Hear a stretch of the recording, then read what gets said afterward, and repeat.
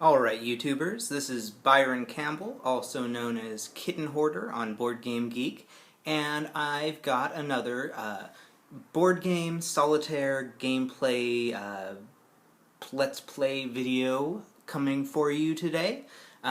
First off, I wanted to say I know it's been a little while since I've recorded one of these. That's not for lack of wanting to. I just wasn't able to make time.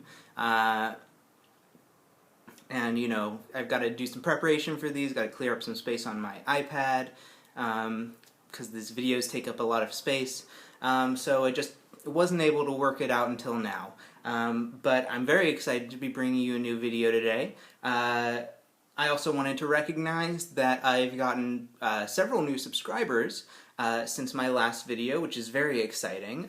Thank you very much for your interest in these videos, and I hope that you continue to appreciate them, I suppose. So, today I'm doing something very different from my previous videos, because the game that I'm going to be recording today is not actually a professionally printed game. It's what's known as a print-and-play game, and if you are not familiar with the concept of a print-and-play game, these are usually free-to-download games, and they're usually from independent game designers, people who are just doing this for fun, as a hobby. And sometimes print-and-play games go on to become professionally published, but a lot of time they just sort of remain print-and-play games. One example of a professionally published print-and-play game is the game Zombie in My Pocket, which was published, I believe, by the company that does like Glory to Rome. But a lot of the time they just sort of remain these print-and-play games. And every year on BoardGameGeek, for the last 4 or 5 years, there's been a print-and-play solitaire game design contest. And the game that I'm going to be playing through today was the winner of this year's solitaire print-and-play game design contest. It won not only the best game, but also the designer, Ryan Mays, who goes by Malazer on BoardGameGeek, won Best New Designer. And I believe it also won Best Medium-Sized Game.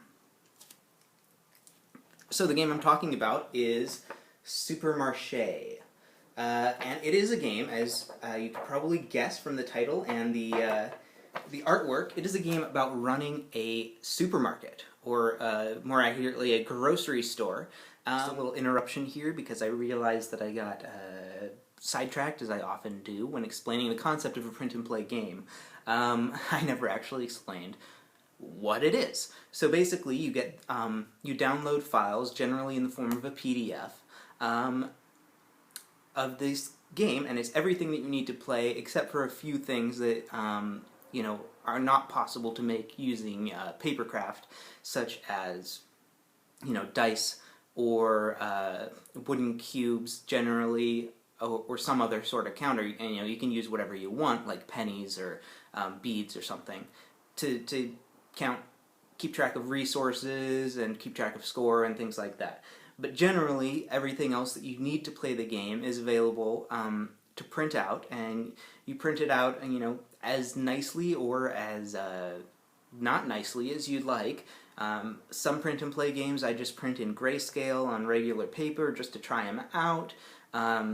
Or you can print in full color, take it to Kinko's to get the best printing job, or whatever you want to do.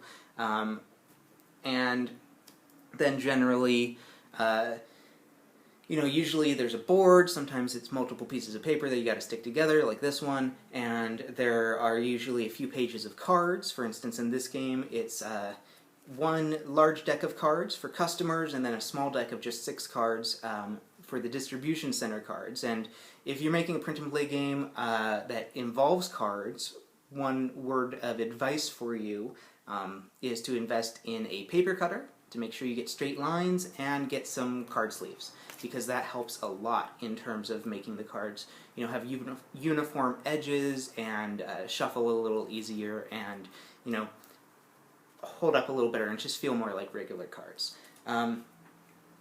So yeah, that's a print and play game. Now back to my intro. And you go from being just a startup business, you've barely got enough to line the shelves, to hopefully making a pretty tidy profit. And the game takes place over the course of 6 rounds, and I like to think of these as weeks or maybe even months of you running the store. And then after the 6 rounds are up, you tally up your profit that you've made, and hopefully it's enough to get you a good score. Now, this being a solitaire game, there's no other player to play against, and since it was designed solitaire, there's no AI to play against. It is just sort of a maximize your score type of game. And it is really in the vein of the Uwe Rosenberg type of games, like Agricola or At the Gates of Lo Yang. And this game reminds me a lot of At the Gates of Lo Yang, except there's a little bit more randomness, a little bit of push your luck element to it. And I suppose I'm going to get into the rules explanation in a little bit, but I wanted to make a couple more announcements first. First of all, I've received some feedback on the way that I organize these videos. And I want to just reiterate, I'm just doing this as a hobby. I'm not trying to make like a professional production, sort of like, you know, Rodney Smith does, or Richard Ham. I'm just doing this because I like these games and I want to share them. And I think there is sort of a lack of solitaire board game playthrough videos, aside from Ricky Royal. So, you know, I wanted to get some of these solitaire variants and solitaire games out there to people who might not know about them. So, in terms of how I present these videos, I've received some feedback initially about, oh, you should break it up into multiple videos.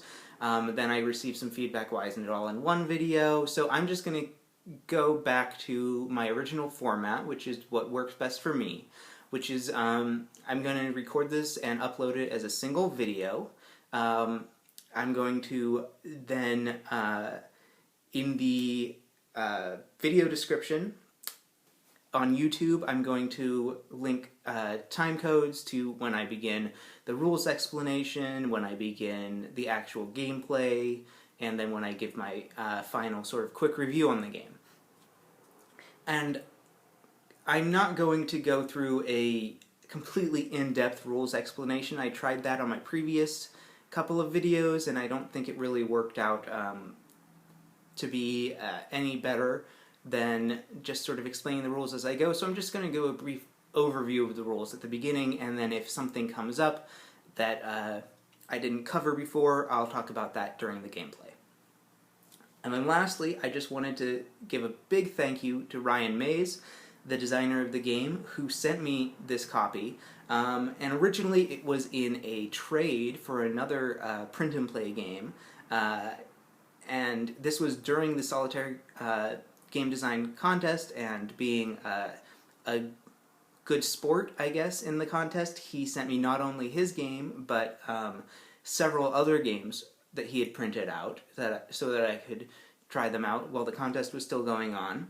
And he also sent me what is, I guess, a premium version of the game with these special tokens. You could just use cubes, you know, little wooden cubes, but he sent me these really nice tokens, and they're thick, they're really nice, well made, so I wanted to give him big thanks for that. And he went above and beyond, and also made sure that I got the newest version of the boards for recording this video, because the boards he had previously sent me were, you know, from during the contest.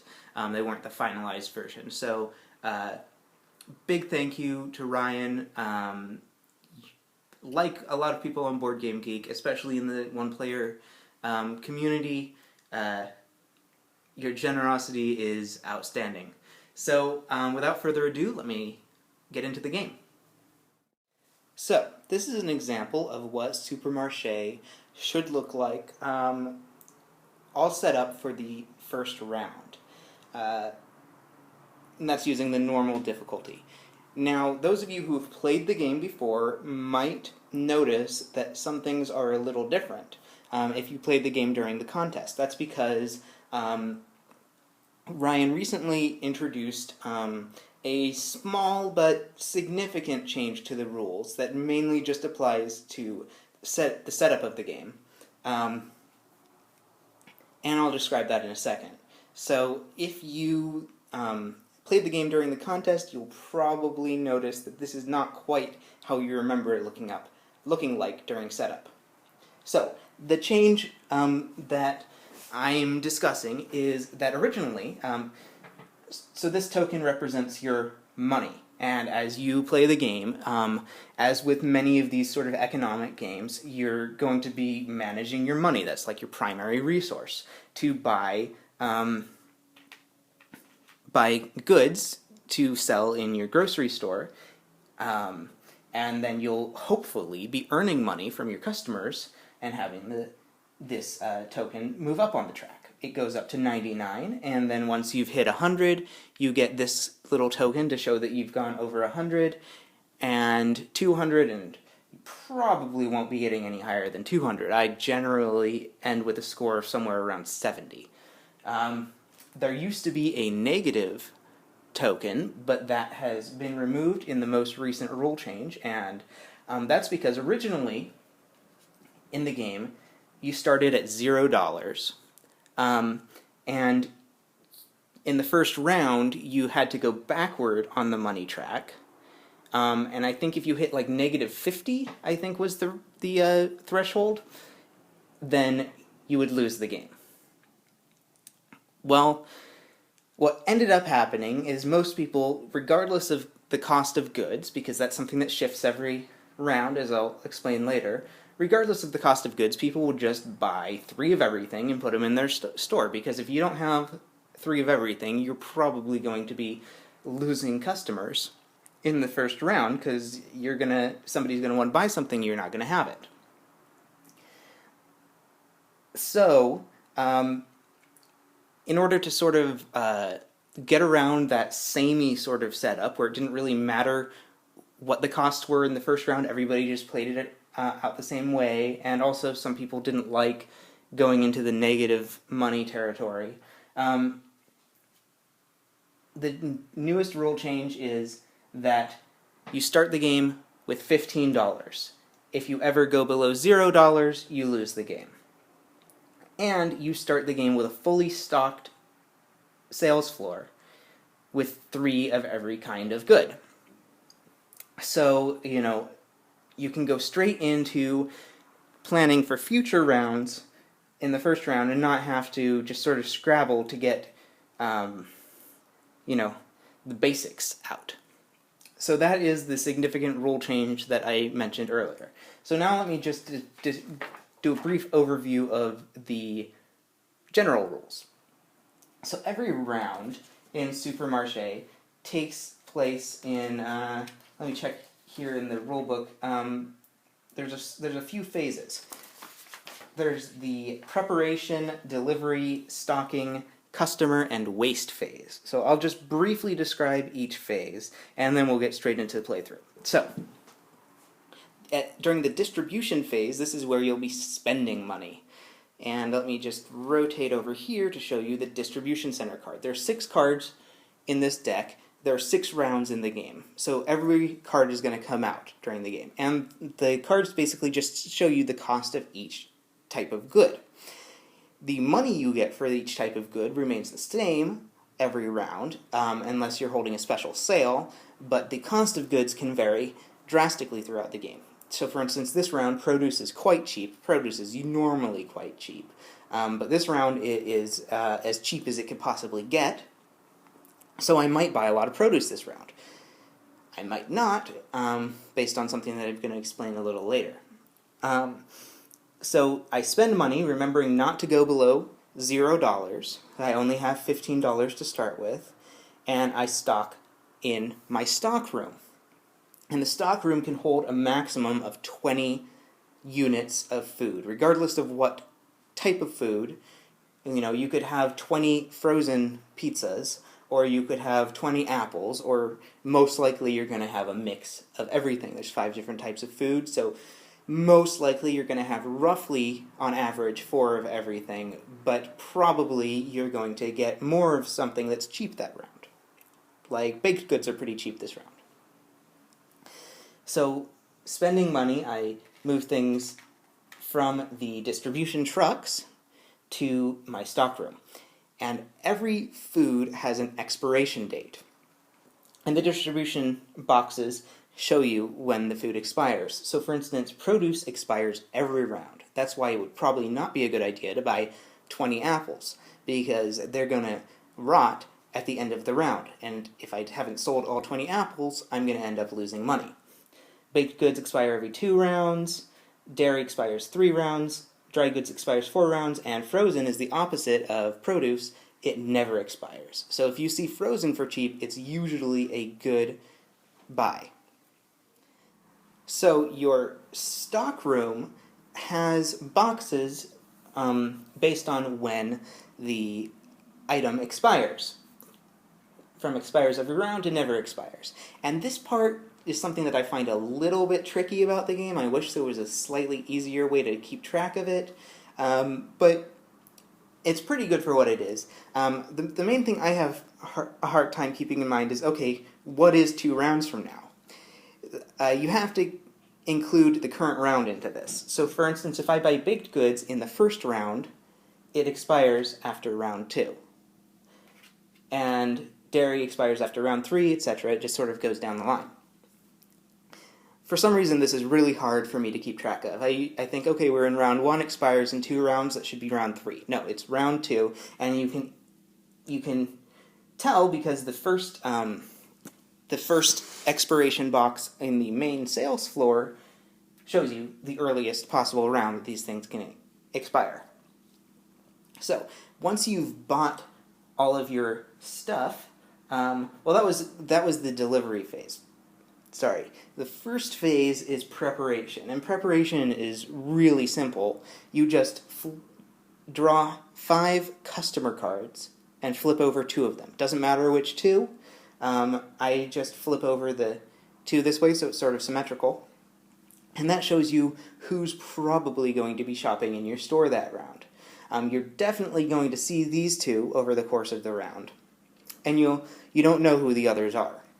And that might tell you what you want to buy, because I'll explain how these customers work in a little bit, but you can, looking at the customer cards, sort of get an idea of the probability of them buying certain things.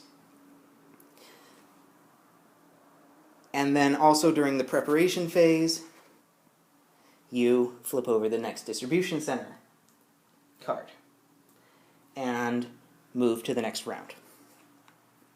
Obviously, since this is the first round, we just put it on round 1. So then I already explained the delivery phase, which comes next. Then the stocking phase is another really quick one, where you just take stuff that's in your stockroom and put it on the sales floor. Now, the sales floor has a maximum capacity of 15 items. Remember, the stockroom has a maximum capacity of 20 items. At the start of the game, using the newest rule update, the sales floor is fully stocked, so your first stocking phase is not going to encompass a whole lot. Because 15 items, there's 3 of each item on the sales floor at the beginning of the game. And of course, there's 5 types of items, which adds up to 15. And then you have the meat of the game, which is the customer phase. One by one, customers are going to be coming into your grocery store and wanting to buy goods. So for instance, if we have Zoe here, you choose the order in which your customers enter, but you can only choose between face-up customers. So you always have a choice between 2 customers. So let's just choose Zoe here.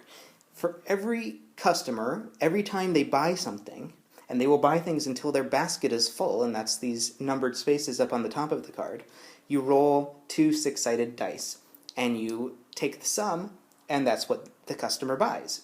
For instance, 5 through 7, this customer is going to buy baked goods. Now, I know a 7 is the most common sum of 2 6-sided dice, so I'm guessing baked goods would be something I want to have a good stock of this round. So I roll the 2 6-sided dice and see that actually Zoe surprised me and bought frozen food. because that's a 3. Now, if I was not happy with that result, let's say I had no frozen food in stock, I could use a coupon. For every customer, the customer card will tell you whether or not they can use a coupon. Some customers can use 2 coupons, some customers use 1, some customers can't use any. And when a customer goes couponing, you take the value that you rolled, which in this case is a 3, and you look it up on the coupon chart. And you can't probably read... Oh, actually, I think you can probably read that on the video.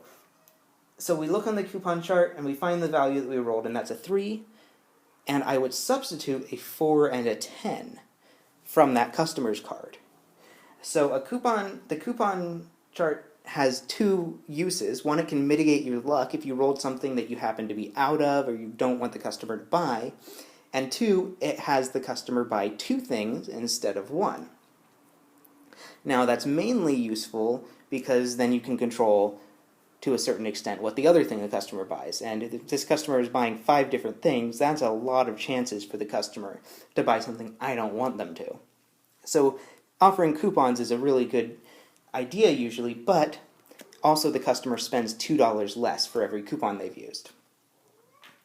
So I keep rolling and adding things to the customer's cart until their cart is full, and then the customer is finished,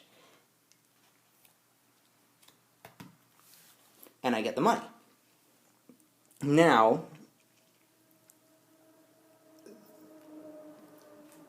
the main danger during the customer phase is if I rolled something that I don't have in stock.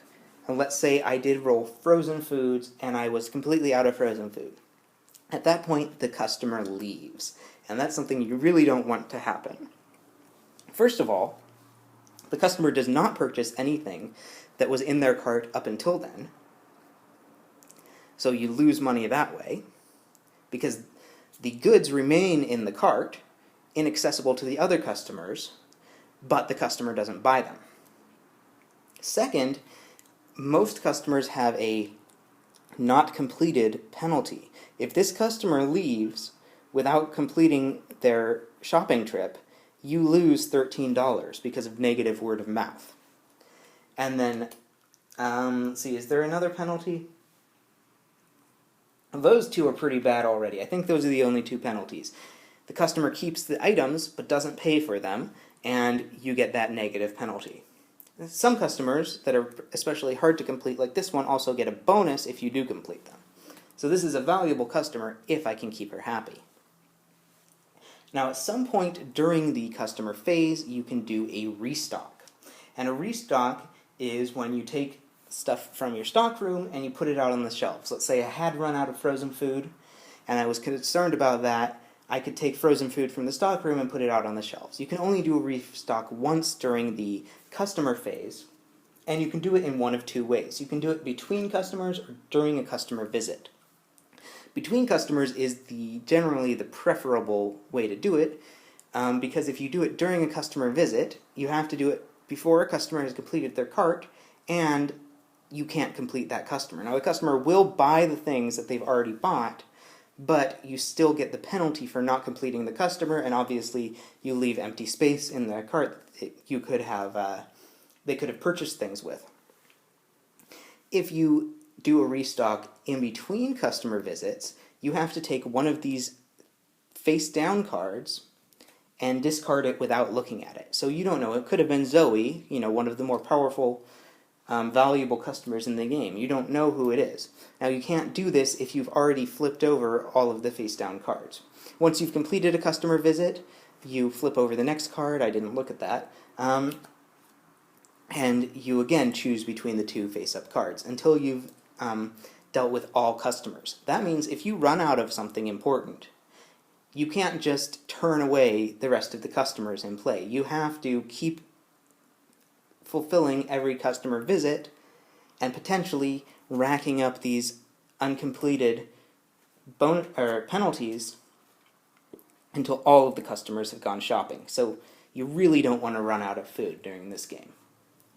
So once you've completed all of the customers, you discard all of the cards, and you move on to the final phase, which is the waste phase. And the waste phase is really bad if you're not managing your resources carefully. During the waste phase, food that expires at the end of the current round gets sent back to the distribution center because it rots or it goes bad or it goes stale or whatever. So remember, frozen food never expires, but produce expires every round. So if I still had these 3 apples, and let's say I had 2 more apples in my stock room, all of that food expires. Food that's on the customer cards doesn't expire. All of that food expires, and it gets sent back to the distribution center, plus you lose $1 for each expired food. And that's because you have to pay your employees a little extra to go digging around and picking out the expired food from the fresh stuff. So, at the end of every round, you have to deal with waste, and that includes the final round. You can still have food expire at the end of round 6. Then, after the waste phase, you go back to the preparation phase, draw 5 new customer cards, turn over 2, turn over the next distribution center card, and move to the next round.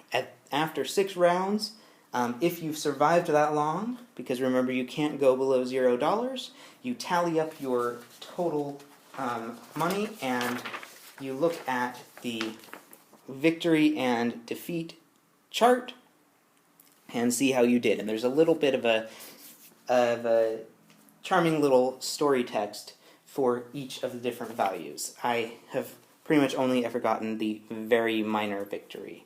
But one day, maybe, I'll do a little better. So those are the basics of Supermarché, and now I'm just going to... Oh, one more thing. One more important thing I haven't covered, and that is sales. So sales are your secret weapon. You are required to do 3 sales during the course of the game. Let me just make sure that's still in the rules. Yeah, you're required to do 3 sales during the course of the game, and I keep track of that by putting the sale tokens over here on the board once I've used them, just to make sure I've done 3 over the course of the game. So you can do a maximum of 1 sale per round, and it shows you these are the different things that can go on sale. It's every type of food. And basically, when you put something on sale, it is sold for a lower price that round. So dry goods normally get you $10. You can put them on sale for $7 each. Why would you do that? You get a lot more sales that way. And the way that sales work, they work in 2 ways. One, at the beginning of a customer's shopping trip, you don't have to, you may put one of that item into their cart.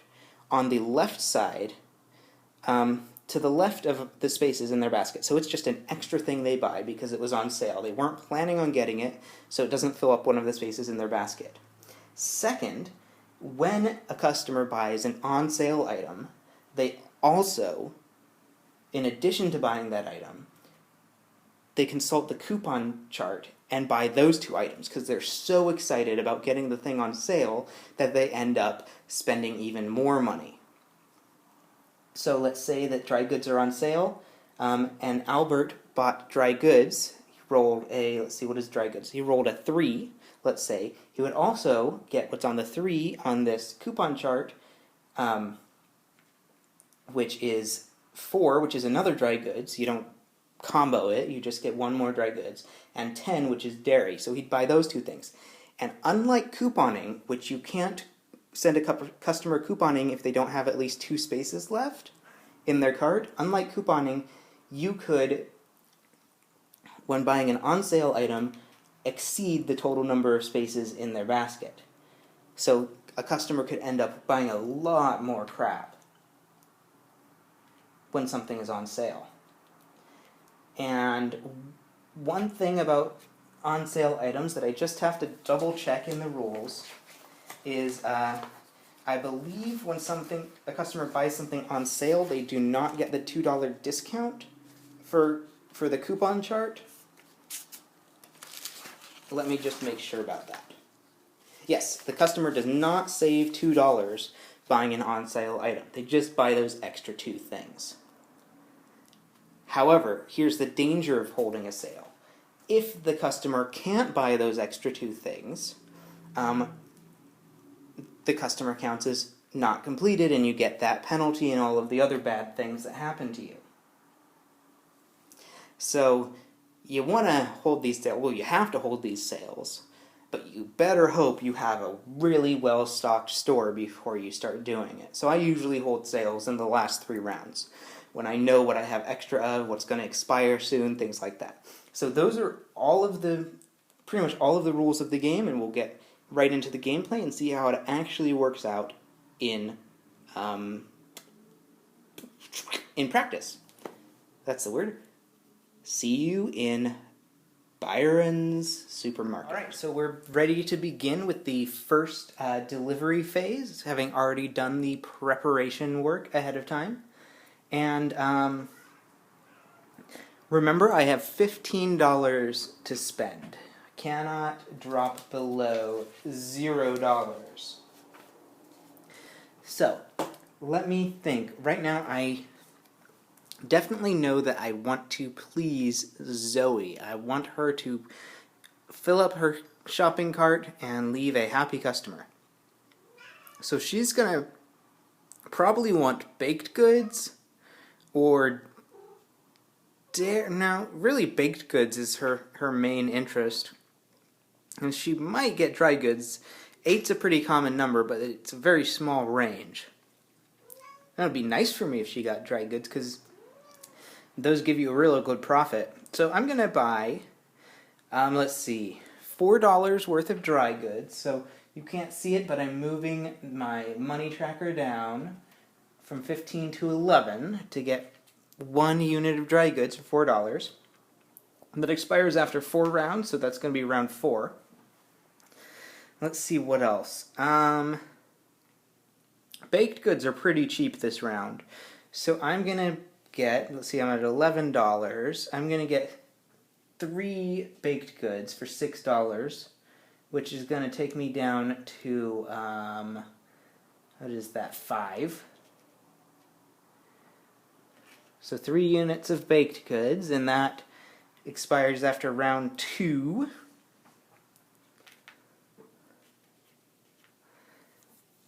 Do I need more produce?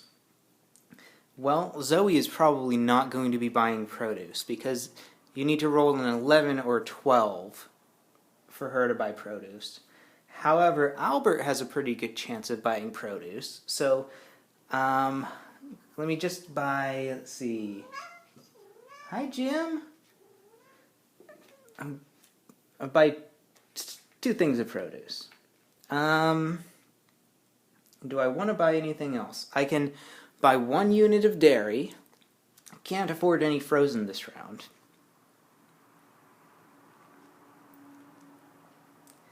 Let's see. Neither of the customers I know about have a huge likelihood of getting dairy. So maybe I should stock up on even more baked goods. Yeah, I'm going to buy 1 more baked good. Taking me down to $1. And I will end it there. So I have $1 remaining. So now we're going to go to the stocking phase. Now, the shop is already fully stocked. I could move stuff back into the stock room and put it out onto the shelf, but I don't think that I need to do that right now. You know, I'm pretty happy with what I have. So let's prepare for the customer phase, which is the main phase of the game. So let's move the camera over a little bit so we can get a good view of the store, and we will begin. So I want Zoe to come shopping first, because I want to make sure that we don't run out of anything while Zoe is shopping. So I'm going to roll the dice and see what happens. Alright, Zoe is going shopping, and she picked up, of course, the thing that I said I didn't need to buy. She picked up some milk.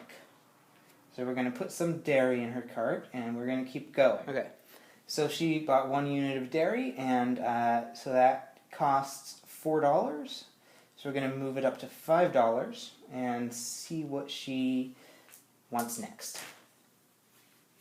Alright, that's a 7, so she's going to get some of those lovely baked goods that I bought so much of. So that's another $4. Moving my money tracker up to 9. We'll see what happens next. A 6. That is another baked goods. Might as well. So that's another $4, up to, what is that, 13? And then, what else is she going to buy? A 7. So that's more baked goods, but I only have 1 left. So I'm going to see what would happen if I sent her couponing. So a 7, she would be getting a 3 and an 8. And that's actually good, because a 3 is frozen and 8 is dry goods. And those are both really, you make a good profit off of those. So I'm going to send her couponing, because I can do that once on her card to get frozen and dry goods instead. And that would normally be $17, but because she went couponing, she saves 2, so that's $15. It's still pretty good. So we're at 13, so we're going to move that up to 18, and then up to 28. And because we completed Zoe, we get a bonus for completing her, and that's another $9. So we're off to a pretty good start with our first customer. So she goes away. We'll leave all of these on her card for now. And then at the end of the round, during the waste phase, I'll move them back over. Or it might actually happen at the end of the customer phase. Alright, so then I get to flip over another one of these cards. Again, it doesn't really matter since they're all random. So we'll just flip over the one on the left, and now I can choose between having Margaret or Albert go shopping. And I think I'm going to have Margaret go shopping because I want to restock after she's gone shopping. And Albert has a greater chance of buying multiple baked goods, which would be bad because he would leave upset. So we're going to try Margaret. So she rolled a 5, so she's going to buy some produce for $3. So that's up to $40. And that is a 6. So some more produce. So another 3 up to 43. So far we've got 2 satisfied customers. And I'm going to do now I'm going to risk it. I'm going to do Albert before I do my restock. Ooh, and here's Amy. She's another good customer. So let's do Albert. Alright, he wants produce as well. So we're going to do that, and that's $3. And luckily he has coupons, because if I roll produce again, I'm pretty screwed. So let's see what else he wants. That's a 6. Of course, it's produce. No, that's a 7. That's baked goods. That's actually pretty good. But let's see what would happen if we went couponing. It would be 3 and an 8. So dry goods and dairy. Let's do that. Dry goods is $10. That's pretty good. And dairy is 4. So that's 14 minus the 2 for using the coupon. So that is 12. So going up by 2 and then up by another 10. So far, $58 in the first day. That's pretty good. Now, I definitely am going to do a restock because my shelves are looking pretty empty. So I'm going to discard this customer that I haven't looked at yet, face down. And Amy is going to be my last customer of the day. And I really want to make sure that I have everything that she wants. So, let's see. I have 1, 2, 3, 4, 5 goods on my shelves, I can have up to 15. So if I put everything out, that that still wouldn't do it. So I'm just going to put out everything.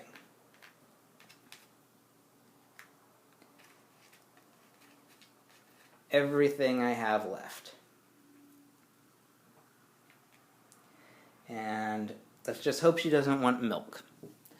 So, Amy, what are you shopping? Oh, she doesn't do any coupons. She's going to be a tough customer. We'll see what she wants. Alright, that's an 8. That's some produce. So,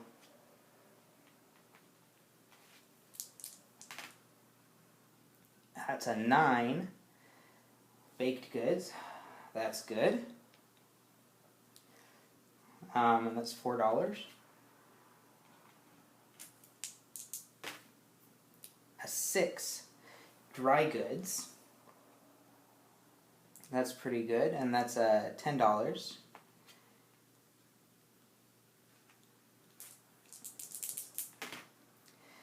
A 6. More dry goods. $10. I really hope she doesn't roll a 6 again. That would be so bad. Oh, come on. Come on. Please, get some bread. You want bread, right? That's good. That's frozen food. It's even better than bread because that's $7. So we went from 85 plus 7 is what, 92. Wow, that was an excellent first round of customers. Okay, so then at the end of the customer phase, I'm going to put everything that they've purchased back in the distribution center.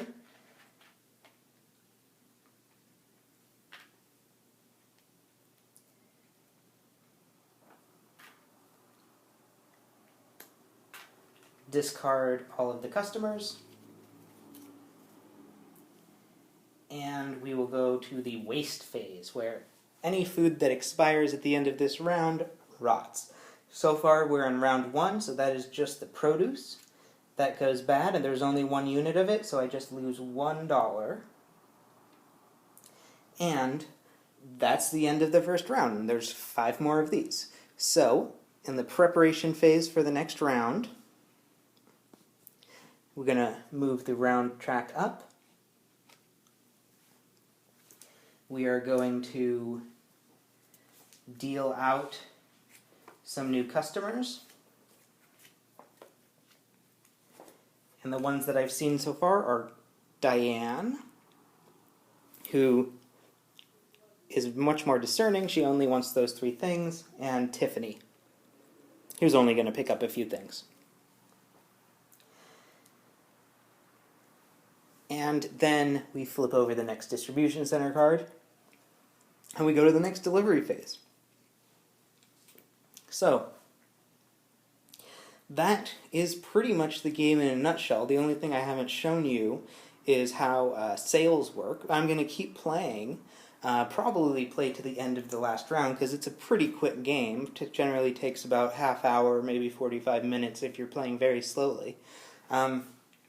So we'll see how much money I make, but if you're just interested in finding out how the game works, this is probably a good place for you to stop. And for the rest of you who want to go along for the ride, let's keep on shopping. Alright, so my stockroom is empty. And my sales floor is pretty empty. So we're not looking so great going into this round. We had a few big spenders last round. I'm pretty good on bread, and I know that this is going to expire at the end of the round. I've got 4 units of bread, 1 unit of dairy, 1 unit of frozen, and that is it. So I can only have up to 20 things in this stockroom at any given time. So let's look at the prices this round. Dry goods and frozen are a lot cheaper than last round. And everything else is the same price. When I say a lot cheaper, I mean $1 cheaper, but it's still better. So I think this is probably a good time to stock up a little bit on some frozen food. Let's start out by getting, let's see, they're $4 each, so I'm at 91. Let's go 1, 2, 3, 4, 5, 6, 7, 8, 9, 10, 11, 12 to start out with, and we'll get 3. I think these are supposed to be like little frozen pizzas. Not quite sure. The art in this game, by the way, is really, really, really well done. I don't know if Ryan did it himself, or if he had an artist working on it, but it's so nice. I like the little sort of pastel, sort of crayon textures to a lot of the stuff, and these little tokens are so cute. Like this one is dry goods, and it sort of looks like it's like Lucky Charms or something like that. And then the little bread loaves and the milk. In any case, okay. So I've got some frozen food. Dry goods are not going to expire for a while, and that's a really good price. That would be a $7 profit on these dry goods. So let me get 5 of those. So that's $15. I'm at 79. So let's go back to 69 and then 64, and that's $15. So let's pick up 5 dry goods. And we're on round 2. So dry goods expire after 4 rounds. So that's 2, 3, 4, 5. They're going to expire at the end of round 5. Alright, so I've got 8 things in the stock room now. What else do I want? It generally doesn't hurt to pick up some produce, so let's get $5 worth of produce. Well, no, let's get 4 produce. 1, 2, 3, 4.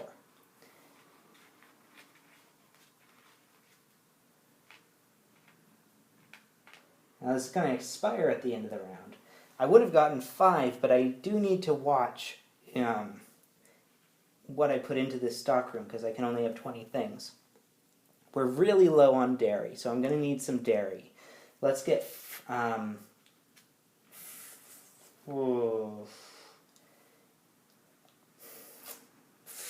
things of dairy for 15, so down to 55, and then 45.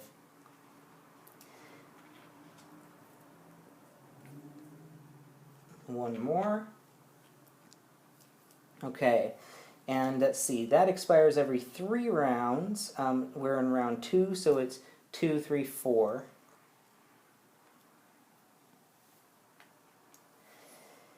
Is there anything else? Well, I could get some baked goods. They are pretty cheap. I'll just get 1, 2.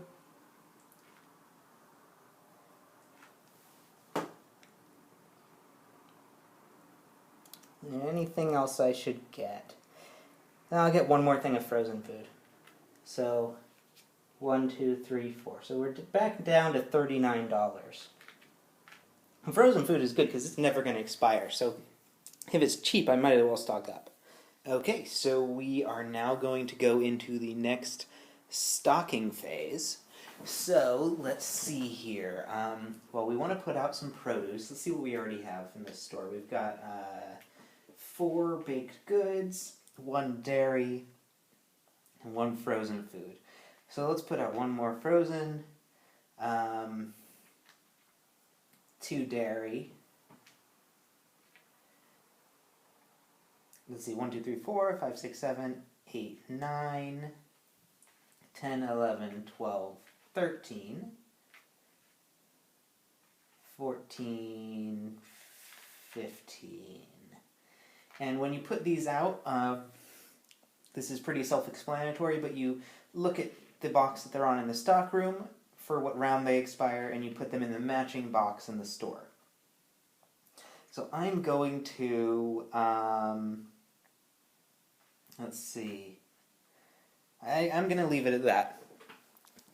Because the more expensive items, dry goods and frozen, don't tend to be bought as often. So I only have 2 of each of those. I have 4 produce, 4 baked, and 3 dairy. So we're going to go to our customer phase. I choose who's shopping first. Well, Diane has the more full basket. So let's start with her, and we'll see what she wants. Okay, ooh, at 2, she's getting some milk, which is $4. So we're going up to 43. Oop, that was a 6. Baked goods. So that's also $4.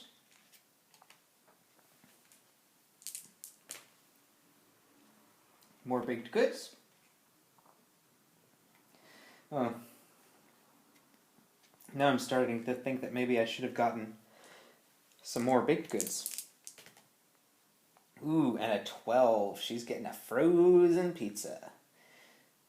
So that is another $7. So we're up to $58. And we'll put her away. And let's see, do I need to restock? I'm down to 1 frozen food, but I'm good on everything else. I'm going to keep going. So let's turn over the next customer. Rose. And one thing that I didn't say about these customer cards before that I really like about this game is not only do they have names and they have their own set of goods, but they have these little quotes that sort of explains why they're going for the types of goods that they are. Like Tiffany, her quote is, "My cookies were the first thing he noticed about me." So, let's see, Rose is, "Why is everyone in such a rush? It's not like it's the end of the universe." And Diane, "That's okay, I'll just get it next time." Because, you know, she only wants very specific things. So you're more likely to be out of whatever she wants. So it gives it more flavor. Back and ready to serve our second customer. So we were deciding between Tiffany and Rose. Now I see that Rose is very likely to buy frozen, whereas Tiffany is more likely to buy produce. And I know I have more produce in stock, so I'm going to go with Tiffany first and hopefully restock some frozen before I get to Rose. So that is a 4. Dry goods. That's $10. And a 3. Dry goods. So that was a very profitable visit. I got $20 from Tiffany. And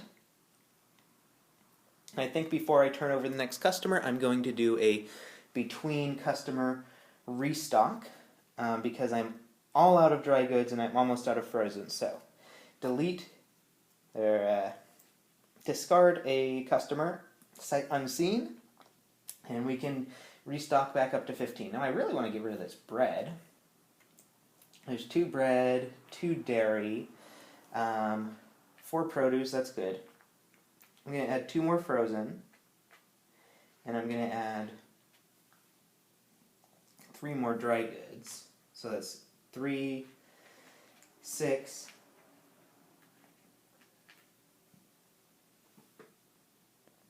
there's that 10, 14.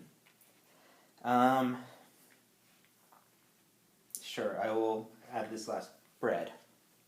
Alright. So, then we will flip over the next customer and choose between Donna, who only needs 1 thing, and Rose, who is buying 3 things. Let's go ahead and get Rose done first, because she'll be more of a loss if I can't satisfy her. So, 9. Ah, Jesus. Dry goods. Now that's lucky, because dry goods are worth a lot. And remember, I'm making $7 profit off of these, but still, I'm going to run out of these.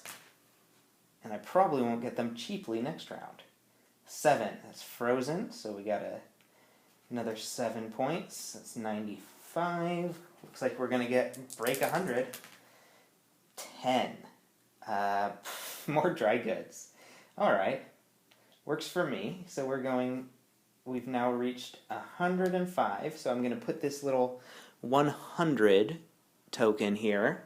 And I'm just going to put it in the corner of the scoreboard to show that I've passed 100. Alright, so Rose is completed, and we have our final customer, Donna, who's just here for one thing. Let's see what she wants. And unfortunately, these baked goods and all of this produce is going to go bad this round.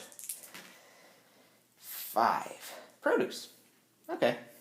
$3. Easy peasy. 8. So we've got $108 there. All of this stuff will go back to the distribution center.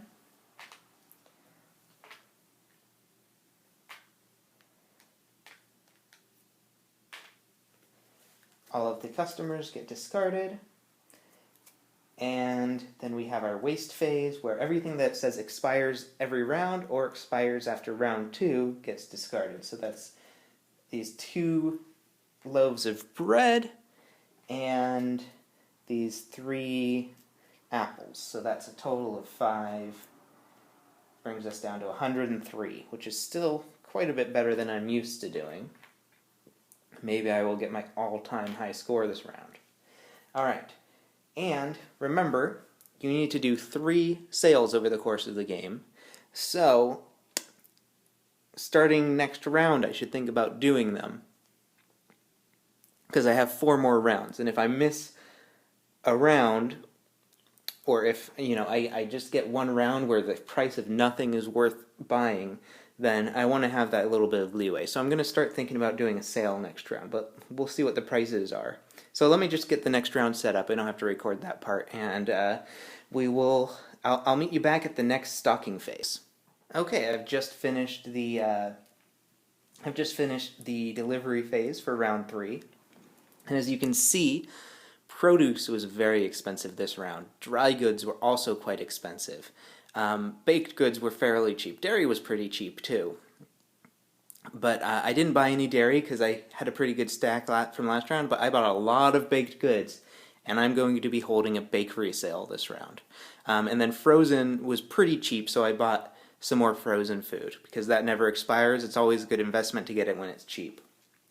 I bought a couple of dry goods because I'm running so low on it, but it was tough. It was tough, and I bought only 3 units of produce because, I really want to try and save.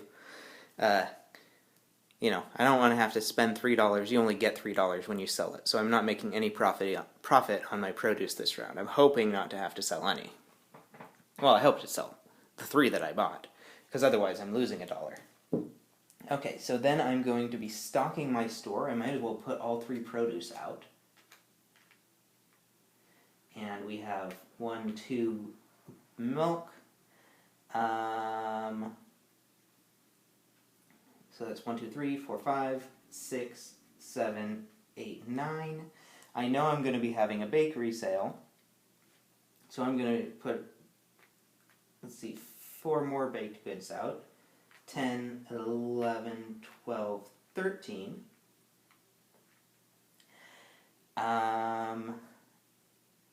And we'll put 14. And I know Stu is coming, and he only buys frozen foods. So we're going to put number 15 is going to be another frozen pizza. So we've got a fairly good mix of groceries this round, and let's see what we can get. And as you can see, I lost my over 100 because I went all the way back down to $69. I spent, that means I spent almost $50 on groceries this round. I hope I make at least $50. So, customer phase, we've got Chris and Stu knocking down our door. Stu is my favorite character, by the way. He's essentially like a bachelor, and all he ever buys is frozen pizza. Sounds good to me. So, we're having a bakery sale.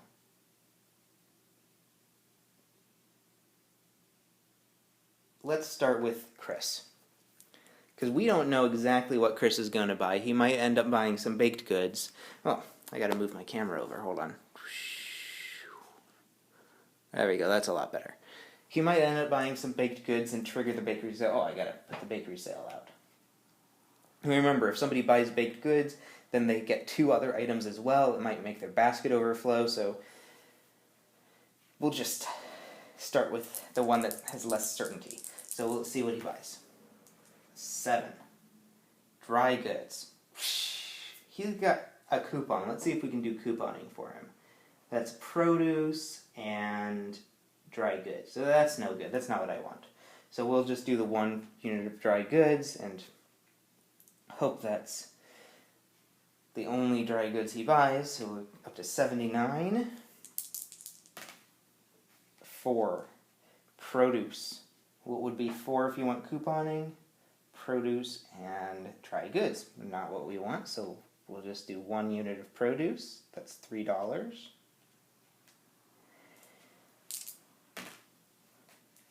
11. Frozen. And if he went couponing, it would be more dry goods, so that's not what we want. So $7 on frozen food. So that's up to 89, and we have 1 more item. That is another produce. So that's another 3. Up to $92, and Chris is done. So we will consider if we want to do a restock, because I only have 1 thing of dry goods left out. I'm not going to do a restock. We'll have Stu at least. Ooh, and Mo. So we've got a lot of cheapos this round. I bet I probably shouldn't have done my bakery sale. I can always give him a baked good. Mo only buys 1 thing. He says, I'm just grabbing this on my way home. I like Mo too. I like the ones that have, really a lot of character to them. So we're going to go, I think I'm going to give Mo some bread. So he just automatically gets some bread, spends $3 on it because it's on sale, and let's see what else he gets. 9. Bread! Ho ho ho! He lucked out. That is $3. 1, 2, 3. Plus, because he bought the item that was on sale, he acts as though he went couponing. So he also gets a 5 and an 11. That is produce and dry goods.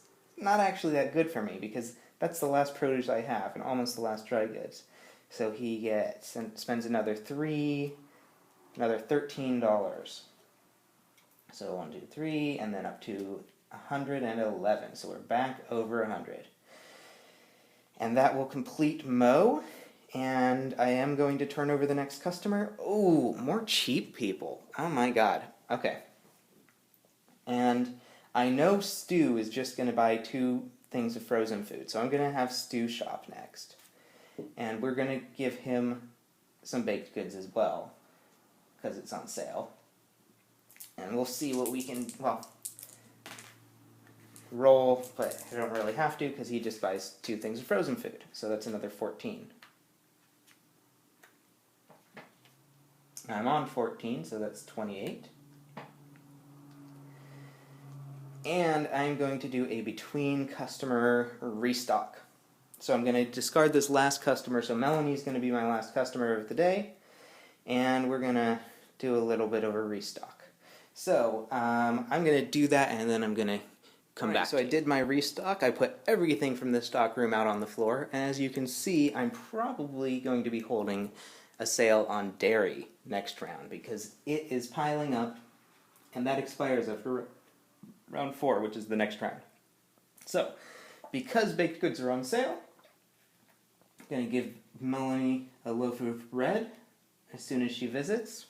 Gotta buy the stuff that's on sale, and let's see what is the 1 item she gets. 10. Dairy. So she is also going to get another 4 for dairy. So I'm at 135. I did not make a huge net profit that round because I had a lot of cheapos in the store. But that is the end of the customer phase. Nothing expires this round, which is good. So I'm going to get set up for the next delivery phase, and I'll see you after that. Alright, I've just bought my goods for the next round. If you take a look at the distribution cost for the goods this round, once again, dry goods were very expensive. And I went ahead and bought 2 of them because I only have 1 left on the stock in the sales floor. But that hurt a little bit. I bought 1 more thing of frozen food. I bought some more dairy because it's pretty cheap and I'm putting it on sale this round. Just 1 thing of baked goods, and I bought 5 units of produce because it's once again down to $1. And I know I have Chad, who is pretty likely to get produce. 2 of the 3 most common rolls on 2 6-sided dice will get him produce. So, gonna get rid of this bakery sale sign. We'll put it there, and I'm going to be holding a dairy sale this round. So dairy is from $4 down to $2. Yeah, it wasn't as good a deal as the baked goods. Alright, let's have our customers. Now Dave is worth a lot of points if we can get him all the way to checkout. And he can do 2 coupons. So let's see what we've got with Dave. Oh, we have to stock the sales floor. Hold on. We got 1, 2, 3, 4, 5, 6, 7, 8, 9, 10, 11. Let's do 12, 13, 14, 15. I think I want more produce out than that. I'm going to move... I don't know what I want. I do think I want more produce out than this, though.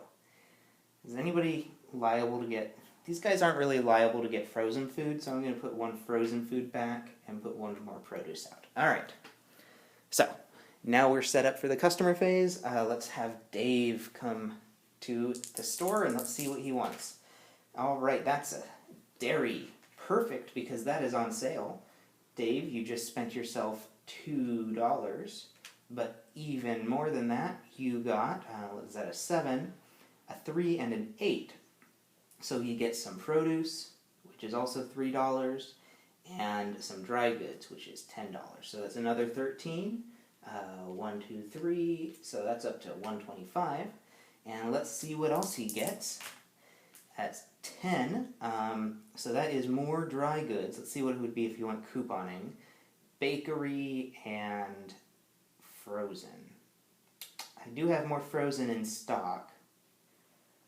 Yeah, I think I'm going to have him do that. So that is bakery, which is $4 again this round, and then frozen, which is 7, so that's 29 plus 7 is, what, 36?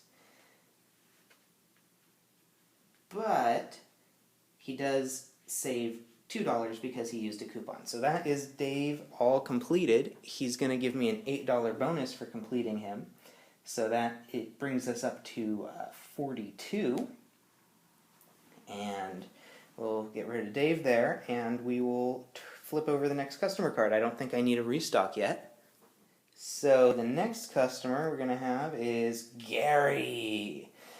Gary. Alright. Now Gary makes the world's best quinoa salad. Just wanted to throw that out there. So Gary is another tough customer, and I think I've got a pretty good balance of stuff out on the sales floor, hopefully. So we're going to try Gary next. And he is wanting baked goods.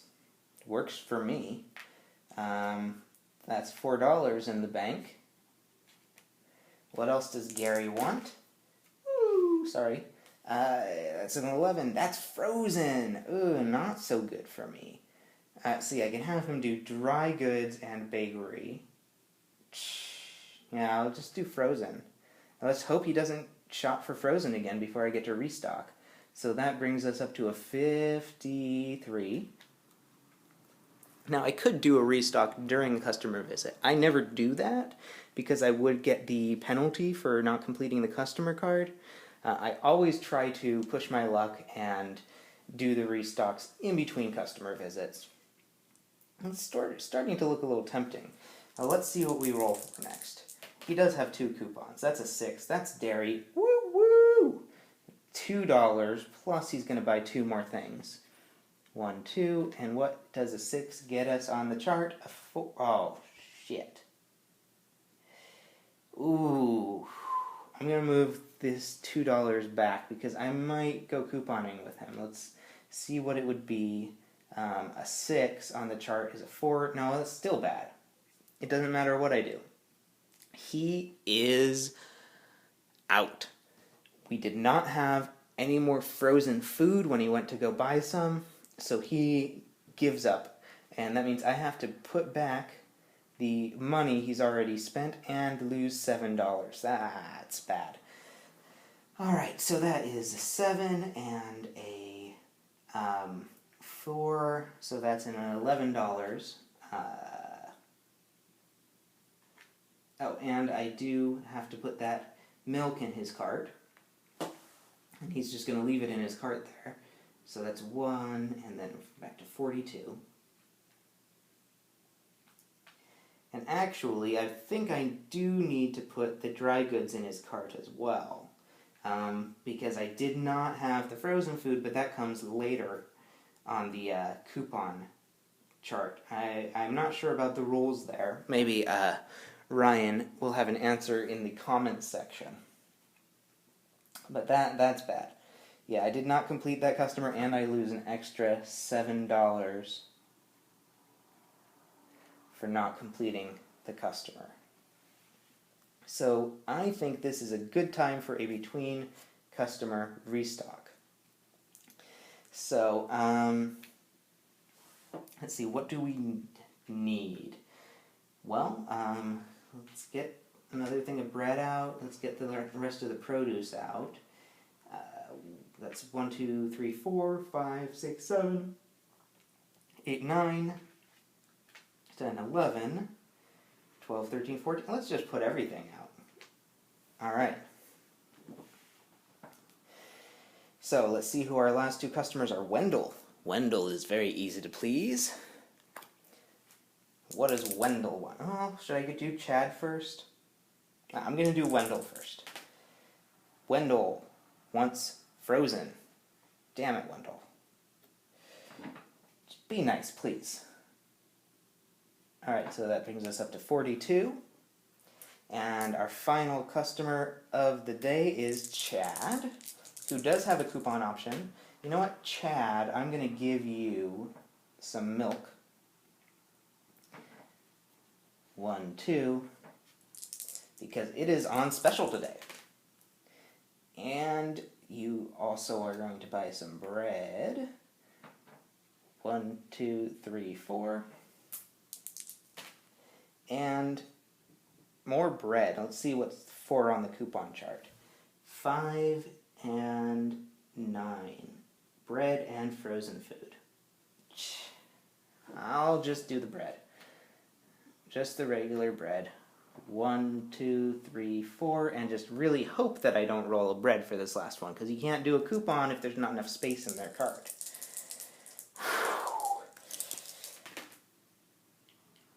Produce. That's good enough for me. 1, 2, 3. So that's up to $155 now, before I go into the waste phase. And let's see what's going to go bad. It's round 4, so it's this. That's 1, 2, 3, 4, so I'm going to lose $4 for the waste phase.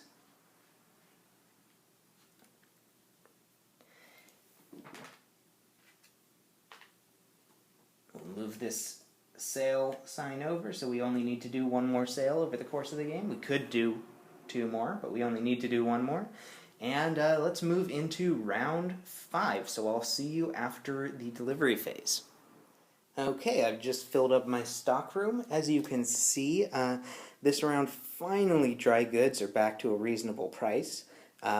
produce and baked goods are pretty expensive this round, and dairy was cheap, cheaper than last round actually. So I picked up a lot of dairy because now that we are in round 5, dairy is not going to expire before the end of the game, because we only have to worry about things that expire at the end of round 6. Anything that would expire round 7 or onward gets to go into the never expires section. So I picked up some dairy just because it is cheap this round. Hopefully I won't have to buy any next round.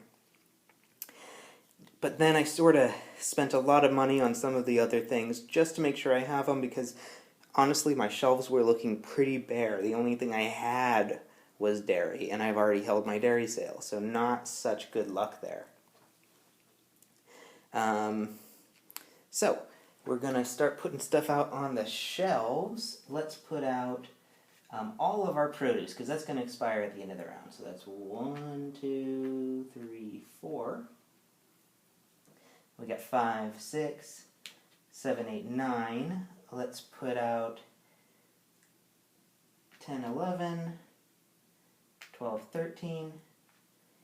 And our bread, which we didn't have very much of, 15.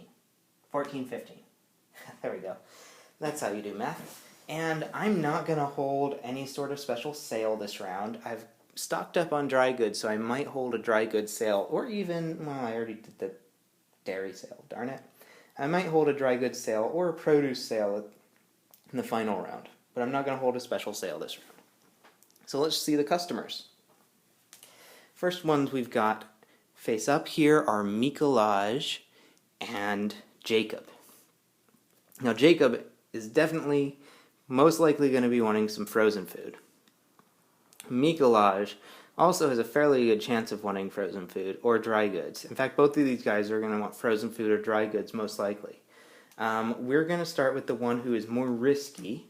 Hopefully we can satisfy him and then restock if we need to. That's my general strategy in this game. Alright, so we got an 8. That is dry goods. That's a $10 purchase right there. A 9, that is also dry goods. Let's see what would happen if you want couponing. That would be a 5 and an 11. Let's do that. That's baked goods. Oh, I don't have that many baked goods. Alright, we're going to do the dry goods. So that is another 10. And 11, that's a dairy. That's exactly what we want him to buy. So that's another 4. And come on, Jacob, what do you got? 8. 8 is dry goods. Wow. Jacob, you really like crackers, don't you? Alright, so that is 39. And we are going to be doing a restock after this customer because I'm completely out of dry goods already. So let's just discard this one, sight unseen, and we're going to be doing a restock here. We will put out all the rest of my dry goods, and let's see what we have. 4, 5, 6, 7, 8, 9, 10, 11, 12, 13, 14. We'll put out this last baked good too. 15. Okay, so what do we have for our next customer? We have Mikolaj, who we've already looked at, or Jordan. Jordan doesn't have any coupons. Mikolaj only buys 2 things, but can go couponing. So we're going to go Jordan first, so I can coupon with Mikolaj if I need to. That's a 9, frozen. Okay. Not much I can do about it. 46. That's a 6, bakery. Okay, don't really like that, but again, there's nothing I can do about it. And a 10, dry goods. At least I got them for cheap. Alright, Jordan is finished. We're going to flip over our last customer, who is Phil. One fun thing about this game is that a lot of these are people from the one-player guild on BoardGameGeek, and I assume that some of these were playtesters for the game. I think also some of these names, mostly the ones I don't recognize, are members of the designer's family. But it's really fun to see people whose names I recognize from being a member of the One Player Guild on BoardGameGeek, and see them as characters in a game. It's a nice fun twist. So who do I want to do first? Well, I definitely don't want Phil to go home unhappy, so let's see what we can do for him. He can do 2 coupons. He will get very upset if we send him unhappy, as evidenced by his quote, "I shop here every Sunday, buy the same things, spend a lot of money, and you treat me like this?" That's a $10, he'll tell the whole church group, $10 worth of business you're losing. Alright, so that was a 7 that I just rolled. I think I rolled. So that is a $4.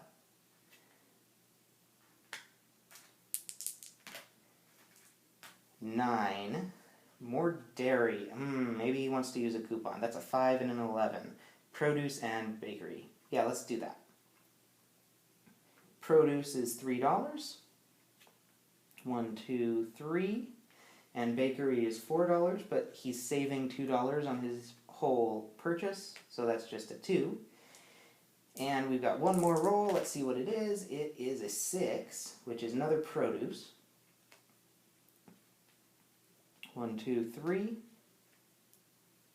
Now I guess it depends on how well stocked you are in terms of the strategy. I always try to do a restock between customers.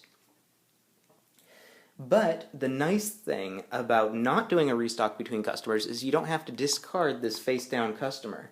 So you can serve 5 customers around, although you would be sending 1 away. But if you do it when they've almost completed their purchase, you could actually end up making a profit that way. There might be a strategy to explore next game. Alright, Mikolaj, and he can do a coupon if I don't like the roll. So let's see what it is. Dairy. Yeah, I'll go with it. What would it be? 6 and 7. Dry goods and bakery. Ooh, yeah, I like that better. So dry goods and bakery. He's saving $2 on that, so that is $14 minus 2, so that is a $12 purchase right there. Much better.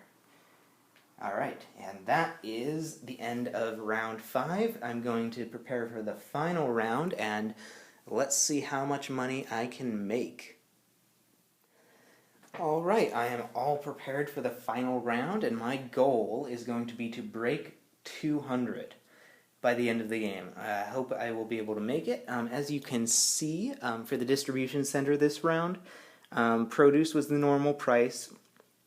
Baked goods and dairy were fairly cheap, but both dry goods and frozen were more expensive than usual. So, unfortunately, I had to pick up a little bit of dry goods, a little bit of frozen, but I'm cutting it a little bit risky, and I didn't buy that many of those. I focused on produce because I'm planning on holding a produce sale.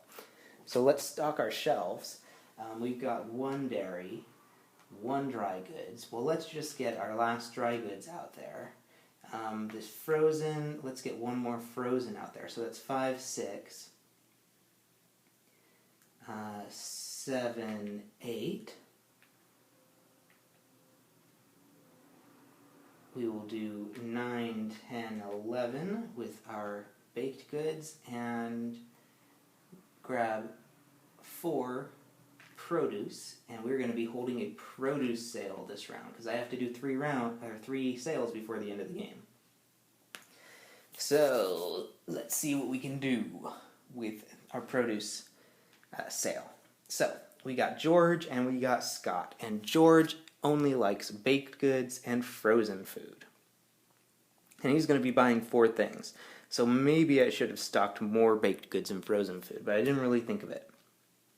Whereas Scott likes, well, he's more inclined to get produce and dairy. He's not really going to buy anything else. So let's start with Scott. And I'm not going to give him some free produce because I think he's going to, I'm pretty sure he's going to buy some produce. It's on sale after all. Let's see what he gets. That's a 6 that is produce, so he's going to get $2 produce, 1, 2, and then he's also going to get whatever the coupon chart says, 4 and 12, so that's more produce and dry goods.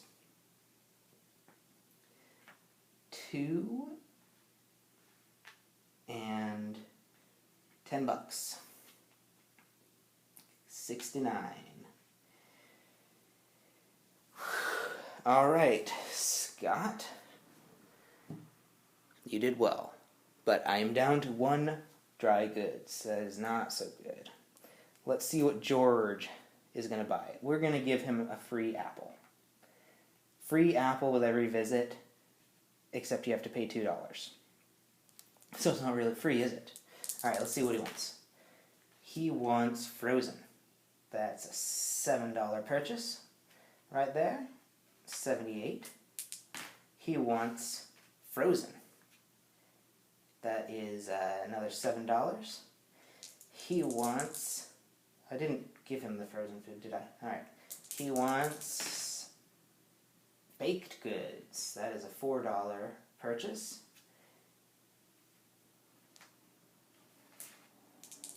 And 7 baked goods. Well, he got a pretty balanced basket, actually. That is another $4, so we're up to $193, and I believe that it is time for our between customer restock.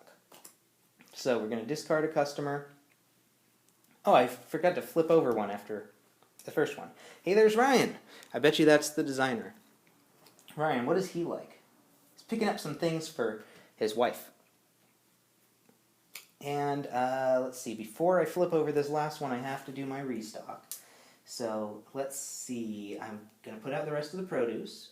1, 2, 3, so that's 4, 5, 6, 7, 8, 9, 10, 11, 12, 13,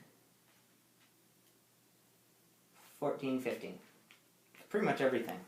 There's one little jug of milk that I've got in my stock room. So I hope that I sell everything. Alright, we got Clara and Ryan. I have no idea what to do. Oh, we'll do Clara first. And we're going to give her a free apple. Free for only $2. And let's see what Clara's getting. She's going to get produce. Perfect. So that's going to fill up her basket. Another $2. And whatever the 10 is on the coupon chart, that is a 6 and an 11, so she's going to get some dairy.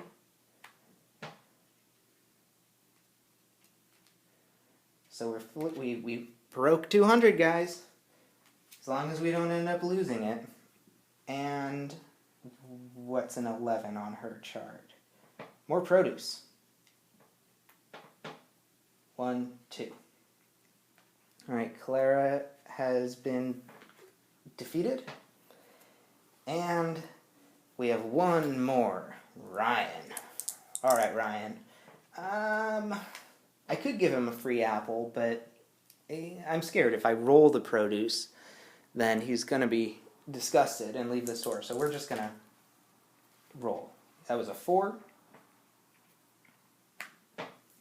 1, 2, 3, 4, and let's see. Come on, dry goods. 11. Ah, bakery. Not so good. 1, 2, 3, 4. All right. So we're going to, let's get all of these food sent back to the distribution center.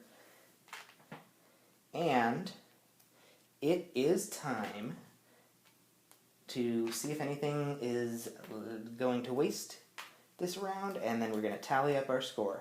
So we have 1 apple. That's it. Sold everything else that expires. So lose $1, and I ended the game with a final score of $110. Let's see how I did as a grocery store mogul.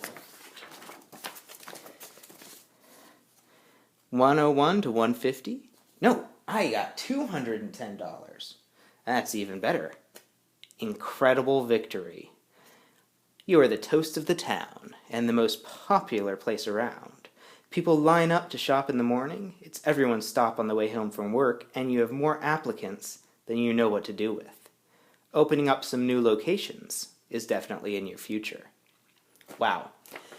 that was by far the best score I've ever gotten in this game. I don't know, part of it might be that rules change I mentioned. Gives you a little bit more of an early boost, and I'm sure that you guys brought me a lot of luck as well. So thank you for watching. I really hope you enjoyed it, and I'm going to be giving you my quick review. Alright, YouTubers, what do I think of Supermarché? Well, I guess the only thing I have to say really is that it is a well-deserved win for the Solitaire Print and Play contest for 2014. Honestly, you could have presented this to me as a professionally published game, and I would have believed you, because it is very polished. As I mentioned in my introductory segment, it really reminds me of the sort of the Uwe Rosenberg sort of game. Partially because you are managing these different food resources, you know, bread, produce, milk, and, you know, he has stuff like that in a lot of his games, but, you know, it is a very similar feel. You're trying to manage your money to keep your customers happy, and it really feels a lot like At the Gates of Loyang, which is one of the best Uwe Rosenberg games for solitaire play. And I actually like this game better. Now, I do have to put a disclaimer that he's not my favorite designer for solitaire games, Rosenberg. But I do like this game better than At the Gates of Loyang, and I think that will bode very well for the people who are fans of his design. Why do I like this game better? I really enjoy the push your luck aspect with the customers. And, you know, trying to decide when to do a restock, how you're going to restock your shelves, and I feel like as you get more familiar with the game, you'll be more inclined to take risks in terms of, you know, a certain type of food is very cheap this round, buying more of that at the expense of getting a more balanced stock room. The first time I played, I definitely just sort of whatever the price was, I tried to get, you know, a balanced amount of everything, and I did okay at the end of the game. I didn't lose, but I got a very minor victory, I believe. And the last time I played the game was also a very minor victory. This time, much higher score. Now, part of it was the different setup, but I think another part of it was that, you know, I felt more comfortable. Okay, this round I'm going to buy 6 of something that's very cheap at the distribution center, and only get 2 of something else, instead of trying to have everything perfectly balanced. I really like these customer cards that you sort of get an idea. Now, that is one complaint I have about the game, is that a lot of these customer cards, it really, let me get a good example. You know, Donna could buy anything. Well, Donna only has one thing in her cart, but, you know, a lot of these, Gary could buy anything. And even though he's more likely to get a 6, 7, or 8 than anything else, you know, it's 2d6. It's gonna be random. So I feel like these don't give as much information as I would like to be able to plan ahead of time. I like the ones that, you know, is only gonna buy frozen food or baked goods. That's all he's interested in.